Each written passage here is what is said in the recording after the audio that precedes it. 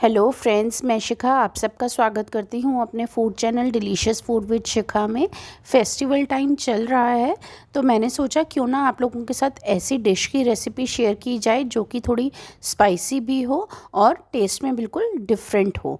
तो चलिए आज मैं आप लोगों के लिए लेकर आई हूँ एग 65 की रेसिपी। तो टाइम वेस्ट नहीं करेंगे और फटाफट से इस डिश की रेसिपी शेयर करती हूँ आप लोगों के साथ। एज बाय नेम एग 65, तो एग तो इसका मेन इंग्रेडिएंट हुआ। तो चलिए सबसे पहले हम बॉईल कर लेते हैं एग्स को, जिसके लिए सबसे पहले मैंने पैन में पानी गरम कर लिया है। ठंडे पानी में हम एग्स को नहीं डालेंगे। जैसे ही पानी बॉइलिंग पॉइंट पे आ जाएगा उस टाइम पे बिल्कुल आराम से इस तरह से स्पून की हेल्प से हम एग्स को इस पानी में डाल देंगे। जितने भी क्वांटिटी आपको बनानी है आप उस हिसाब से एग्स ले सकते हैं।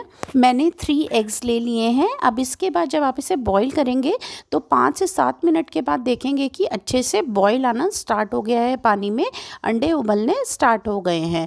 अब तकरीबन 10 से 12 मिनट तक इन अंडों को इसी तरह से मीडियम फ्लेम पर हमें पकाना है और 10 से 12 मिनट के बाद एक प्लेट से ढककर गैस ऑफ कर देनी है और 5 से 7 मिनट मिनिमम जो है आपको इसी तरह से रखना है। उससे क्या होगा, एग्स जो हैं वो हार्ड बॉइल्ड हो जाएंगे। हमें जो है सॉफ्ट बॉइल्स या पार बॉइल्ड एग्स नहीं चाहिए, हमें बहुत अच्छे से एग्स को बॉईल होना चाहिए।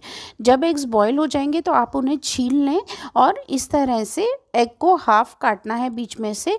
उसका रीज़न ये है कि जो अंदर का येलो पार्ट है वो हमें अलग करना है और वाइट पार्ट जो है वो बिल्कुल अलग करना है। देखिए मैंने आपको 10 से 12 मिनट बताया था, 10 से 12 मिनट में कितनी परफेक्टली ये एग्स जो हैं वो हमारे बॉईल हो गए हैं।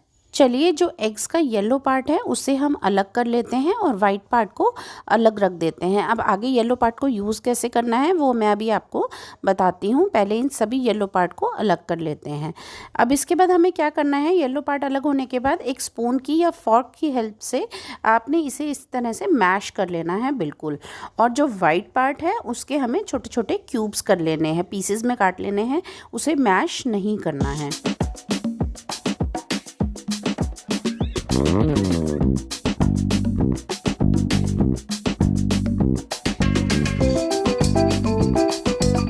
अब जो एग वाइट के हमने डाइसेस किए हैं इसके अंदर हम मिक्स कर देंगे येलो पार्ट जो हमने मैश किया था। साथ ही हम आधा चम्मच बारीक कटा हुआ लहसुन डालेंगे, आधा चम्मच बारीक कटा हुआ अदरक डालेंगे और बारीक कटा हुआ कड़ी पत्ता। ये इस डिश का मेन इंग्रेडिएंट है। अब इसके बाद आता है इस डिश को एक ट्विस्ट देने की बारी। इसमें हम एक एग को इस तरह से तोड़कर डालेंगे। ये हमारी इस डिश को और भी ज़्यादा फ्लेवरफुल बनाएगा। अब इस मिक्सचर में हम डाल देंगे 1 चम्मच चावल का आटा और 1 ही चम्मच बेसन का। बेसन जो है हमें बाइंडिंग में हेल्प करेगा और चावल का आटा इस डिश को एक क्रिस्पीनेस देगा। तो चलिए अब इस मिक्सचर को भी मिक्स कर लेते हैं। आप देखेंगे कि जब आप चावल का आटा और बेसन डालेंगे तो ये थोड़ा सा गाढ़ा गाढ़ा हो गया है, थोड़ा सा ड्राई फॉर्म में आ गया है। अब डाल देते हैं इसमें तकरीबन 1/4 चम्मच हींग का, आधा चम्मच नमक या नमक स्वाद अनुसार भी आप डाल सकते हैं। इसके बाद मैंने इसमें डाल दी है थोड़ी सी लाल मिर्च। ये काफ़ी तीखी लाल मिर्च है इसलिए मैंने थोड़ी कम डाली है। एक बहुत अच्छा सा फ्लेवर देने के लिए ऑरिगेनोज और साथ ही चिली फ्लेक्स डाल देंगे। इसीलिए लाल मिर्च पहले कम डाली थी क्योंकि अब मैंने इसमें चिली फ्लेक्स भी डाल दिए हैं। साथ ही इसमें तकरीबन 1/4 चम्मच बिल्कुल थोड़ा सा गरम मसाला भी डाल देंगे। अब बहुत अच्छा से इसे मिक्स दे देंगे ताकि सभी इंग्रेडिएंट्स अच्छे से मिक्स हो जाएं। अब हम इसमें डाल देंगे थोड़ा सा पानी, बिल्कुल ज़्यादा नहीं डालेंगे पानी, और हाथों की हेल्प से इसे अच्छे से मिक्स कर लेंगे क्योंकि इसके बाद हमें इन्हें फ्राई करना है, छोटे छोटे पकोड़े बनाने हैं हमें इसके। देखिए ये कंसिस्टेंसी रहेगी बैटर की हमारी। अब हमें ऑयल गरम कर लेना है। जैसे ही ऑयल मीडियम गरम होगा, बहुत ज़्यादा तेज़ ऑयल नहीं गरम होना चाहिए, जैसे ही मीडियम ऑयल गरम होगा बिल्कुल थोड़ा थोड़ा पार्ट इस मिक्सचर का आप लेंगे, ज़्यादा नहीं लेना है, और इस तरह से ऑयल में हाथों की हेल्प से डाल देंगे। ध्यान रखें कि बिल्कुल सिम पे भी गैस को नहीं रखना है। उससे क्या होता है कि फ्राई तो हो जाएंगे अच्छे से लेकिन अंदर तक ऑयल चला जाता है उस केस में। इसीलिए हमेशा जब भी आप पकोड़े फ्राई करते हैं मीडियम फ्लेम पर फ्राई कीजिए। उससे क्या होगा कि अंदर से पकेंगे भी अच्छे से और ऑयल भी अंदर नहीं जाएगा, मुंह में ऑयल नहीं आएगा जब आप उसे बाद में खाएंगे। तो अब इस तरह से थोड़ा थोड़ा पार्ट जो है लेते हुए हम ऑयल में सारे पकोड़े फ्राई कर लेंगे। और हाँ, ध्यान रखिए कि जब भी आप कोई चीज़ फ्राई करते हैं तो डालते ही एकदम से हमें कड़छी से हिलाना नहीं है। क्यों? क्योंकि क्या होगा कि उससे जब ऑयल में बैटर जाता है तो सेट करने में, थोड़ा सा सेट होने में टाइम लगता है। तो इसीलिए आप 2 मिनट तक जैसे वो है बैटर में आप उसे पकने दीजिए। जब वो 2 मिनट के बाद ऑयल में सेट हो जाएगा, मतलब कि अपनी शेप ले लेगा प्रॉपर, और उसके बाद आप हिलाएंगे तो ना तो वो फटेगा ना ही टूटेगा, कुछ नहीं होगा। जो शेप आप चाहते हैं वही शेप उसकी बनी रहेगी। तकरीबन 4 से 5 मिनट के बाद एक बार आप इसे हिला लीजिए और हमें तब तक पकाना है इन पकोड़ों को जब तक बाहर से थोड़ा सा क्रिस्पीनेस ना दे जाए। एक चीज़ आप और ध्यान रखिए, आप क्या नोट करेंगे कि जब आप इसे फ्राई करेंगे ना तो थोड़ी सी झाग बननी शुरू हो जाएगी ऑयल में। उसका रीज़न ये है कि एग के अंदर अपना एक मॉइस्चर होता है, तो इस जब फ्राई करेंगे तो एग जो है मॉइस्चर रिलीज़ करेगा, तो वो रिलीज़ करने की वजह से इस तरह से ऑयल में झाग बनती है। तो इसलिए आपने परेशान नहीं होना है, ये बिल्कुल नेचुरल है। तो देखिए ये कलर आना चाहिए। देखिए पकोड़े बिल्कुल अच्छे से फ्राई हो गए हैं, बहुत बढ़िया सा क्रिस्पी ब्राउन सा कलर आ गया है। और अब इस पॉइंट पे हम गैस को ऑफ कर देंगे और इन पकोड़ों को एक प्लेट में अलग कर लेंगे।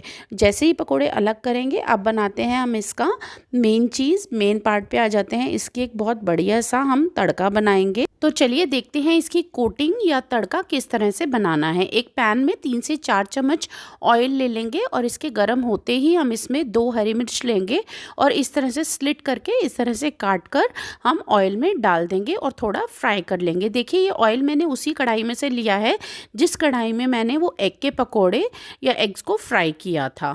जैसे ये हरी मिर्च हल्की सी फ्राई हो जाएगी तो इसमें अब हम 1 चम्मच बारीक कटा हुआ लहसुन डालेंगे और 1 ही चम्मच बारीक कटी हुई अदरक डालेंगे। अब इन दोनों चीज़ों को भी हल्का सा पका लेना है। ध्यान रखना है कि लहसुन जो है वो ब्राउन नहीं होना चाहिए, बस हल्का सा पक जाना चाहिए। अब हम इसमें वही इसका मेन इंग्रेडिएंट डालेंगे जो कि है कड़ी पत्ता। हल्का सा इसे भी फ्राई कर लीजिए और फ्राई होने के बाद इसमें हम अब डाल देंगे थोड़े से चिली फ्लेक्स के और साथ ही हम डाल देंगे इसमें थोड़ा सा नमक का। नमक हम अभी थोड़ा सा कम ही डालेंगे। अब इसके बाद एक प्याज लेंगे, इसे लंबा लंबा काटेंगे और इस तरह से अब इसमें डाल देंगे। प्याज मैंने बाद में इसलिए डाला है क्योंकि प्याज को हमें बहुत ज़्यादा पकाना नहीं है, थोड़ा सा कच्चा ही रखना है प्याज को। अगर ज़्यादा पकाना होता तो मैं मसालों से पहले डालती, इसलिए मैंने बाद में डाला है क्योंकि मुझे थोड़ा सा इसको कच्चा ही रखना है इस डिश के अकॉर्डिंगली। जैसे ही प्याज हल्के से पक जाएं, हल्का हल्का कच्चापन रह जाए, तो इसमें अब हम 1 चम्मच रेड चिली सॉस का डाल देंगे और साथ ही 1 चम्मच हम टोमेटो केचप का डाल देंगे। बस अब इसे अच्छे से मिक्स कर लेंगे। सॉसेस जैसे ही पक जाएंगी, इसी रीज़न से मैंने नमक पहले कम डाला था क्योंकि सॉसेस में भी नमक रहता है। अब हम इसमें 1 नींबू का रस डाल देंगे ताकि थोड़ा सा टैंगी फ्लेवर आ जाए। और बस अब जितने भी हमने पकोड़े फ्राई किए थे एग के, वो इसमें डाल देंगे और बहुत अच्छे से स्टर कर लेंगे ताकि जो भी मसाला है, जो भी सॉसेस हैं, वो इसके ऊपर लग जाए। देखिए अब इस पॉइंट पे कई लोग मेरे से पूछेंगे कि आप पानी डाल सकते हैं हल्का सा, तो प्लीज़ पानी नहीं डालेंगे। उसका रीज़न ये है कि पानी डालते ही ये पकोड़े बिल्कुल सॉगी हो जाएंगे। हमें थोड़ा सा पकोड़ों में क्रिस्पीनेस चाहिए, तो इसे हाई फ्लेम पे यहाँ पर 2 से 3 मिनट तक हम पकाएंगे बल्कि, और ताकि बस सॉसेस कोट हो जाए इसके ऊपर और जो पकोड़े हैं वो हमारे क्रिस्पी ही रहने चाहिए। तो बिल्कुल बनकर डिश रेडी है। तो चलिए इसे सर्व कर लेते हैं। जब कड़ी पत्ता का फ्लेवर आता है इस डिश में तो बहुत ही बढ़िया लगता है, और साथ ही जब नींबू का फ्लेवर आता है टैंगी सा, तो एकदम से परफेक्ट डिश बनती है ये आपके गेस्ट के लिए। तो फटाफट से आप ट्राई कीजिए इस फेस्टिवल सीज़न में इस डिश को, और मुझे कमेंट सेक्शन में ज़रूर बताइए कि आपकी डिश कैसी बनी, और साथ ही ये ज़रूर बताइए कि आप आगे कौन सी रेसिपीज़ मेरे से देखना चाहते हैं। Stay connected with delicious food with Shikha.